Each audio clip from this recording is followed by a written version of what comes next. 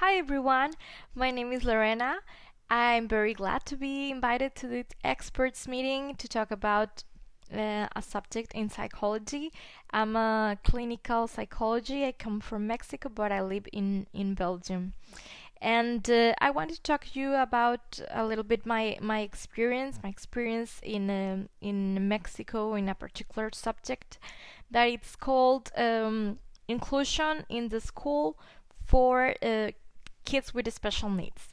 So I worked in a school for 3 years with a kid that have autistic disorder, and it was really interesting. The work that I did and my other colleagues did, because I think that in some countries they don't integrate the students with special needs as well as we should, because in some schools they just like have a special school for the kids with special needs, and that's it. And the parents that are not involved or don't have a kid with special needs, maybe they cannot understand why is that important that that kid is introduced into a system with other we can say regular kids.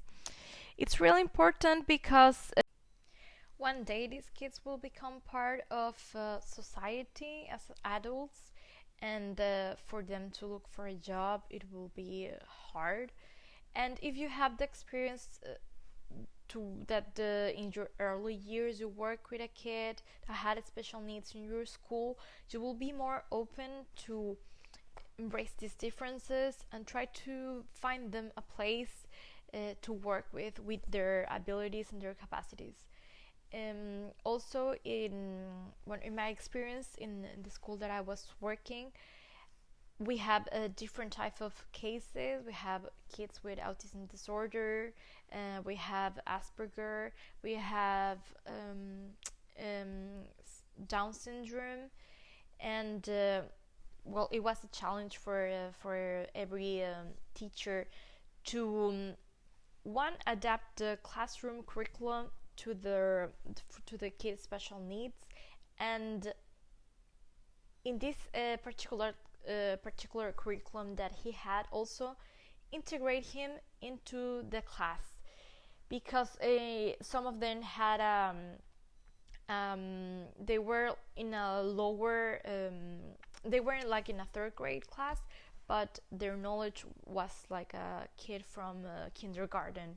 So the challenge for the special needs teacher and for the teacher and for the classmates and for the kid also was to make him feel part of the class.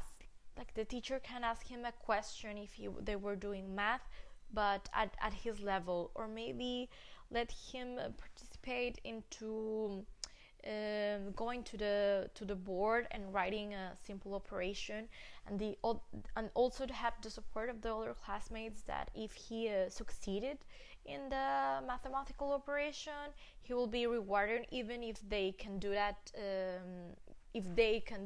easily. But make them understand that for him it was a real challenge to do a simple operation, for example.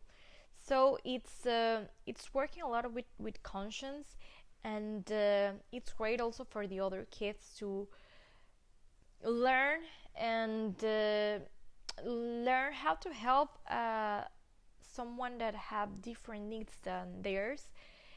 It's working a lot with empathy, and you can have really great results. And also, one of the challenges is that when the kids start growing up, at the beginning it's easier because they're more little, and they're more eager to help the new kid. But when time passes, it can be harder to continue motivating them to making part of the class uh, the kid that have special needs. And what that is one of the challenges also sometimes with the parents, to make them, not with the special needs parents, but with the other parents, to make them understand that sometimes we can reward a special kid needs for reading a book, and his kid for reading 10. But sometimes, and it's incredibly as it sounds, the parents have trouble realizing that. But if the kids, since they are little, you teach them that, um, you can have great results, and as adults, when they grow up, they will understand, and they will be more empathic than maybe the adults that we. I think really nice initiative. So I wanted to let you know a little bit of this, and thank you very much for hearing me, and I hope you have a great day.